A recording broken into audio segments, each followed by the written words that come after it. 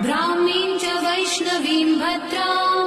षड्भुजां च चतुर्मुखां त्रिनेत्रां च त्रिशूलां च पद्मचक्रगदाधरां पीताम्बरधरां देवीं नानालङ्कारभूषितां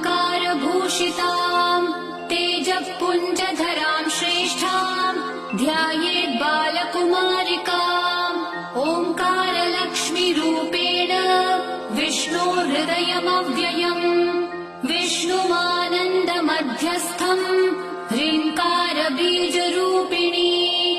ॐ क्लीं अमृतानन्दभद्रे सत्य आनन्ददायिनी ॐ श्रीं दैत्यभक्षरदां शक्तिमालिनि शत्रुमर्दिनी तेजःप्रकाशिनी